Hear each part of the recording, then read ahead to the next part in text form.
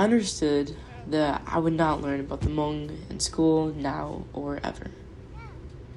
Decades of absent narratives revealed that students learned about the Vietnam War and not the secret war. I begrudgingly accepted that. Students learned about the United States' loss in the Vietnam War, not the sacrifices, contributions, or realities of the Hmong. As a young Hmong American, my identity was absent in my education, nor did it address the intersections that reflected my whole identity. Someone who is queer, non-binary, experienced poverty, and so much more. My K-12 schooling neglected who I was, so I looked to out-of-school programming to provide this education. Through participating in and facilitating youth leadership programs in high school, I acquired skills and knowledge about community advocacy and organizing, social justice, civic engagement, and politics. These programs revealed parts of the United States absent and neglected stories like the Hmong.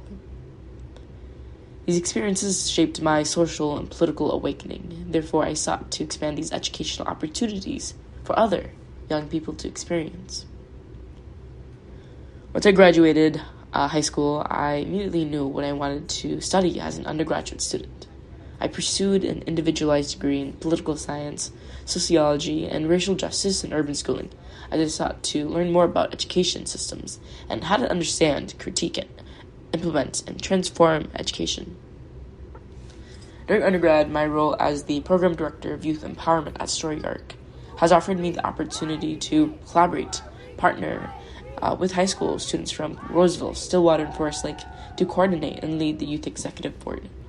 This year-long after-school program is dedicated to cultivating a generation of reflective leaders who harness the power of storytelling to create change and promote social justice in our communities.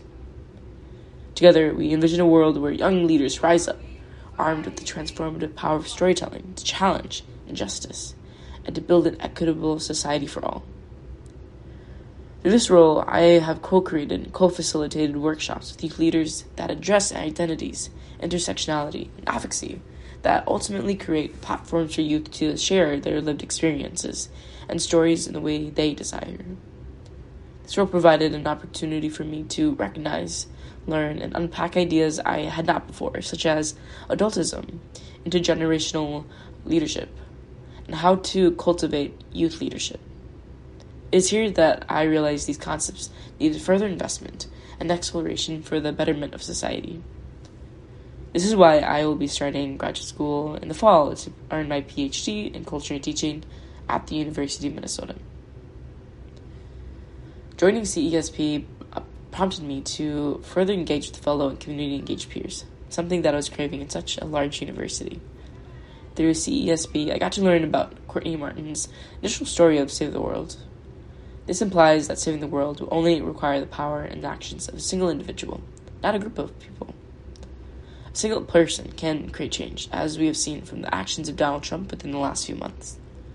But sustainable and meaningful change over a long period of time is only possible with a group of stakeholders. I could simply save the world, but it would then result in a world that I see saved. You see, there would be many stories, experiences of people who have faced oppression that would be erased simply because I didn't know. Would the world be saved then? To me, yes. To others, no. So this reinforced my vocation to co-create transformative experiences for youth and marginalized communities to support who they are, where they are from, and where they want to go, but also become agents of change, especially as we navigate the social and political challenges of our communities and nation today. This is why I did my ISA project at Story Arc to create a professional development toolkit for youth leaders, also known as the facilitation team on the Youth Executive Board. This toolkit focused on facilitation, leadership, intergenerational collaboration, as well as white supremacy values. These areas would allow the facilitation team to learn, reflect, and use these concepts beyond their roles and into their communities. I hope this toolkit can support future program directors, those who will take my role in the next few years as I transition out and allow YAB to evolve. I'm driven by an unwavering dedication to nurturing community needs and growth and a commitment to transforming systems for meaningful, lasting change. By My work in various community-based organizations, youth programs, and research projects have allowed me to witness firsthand how transformative community work can be, especially when it centers identity, justice, equity, and belonging.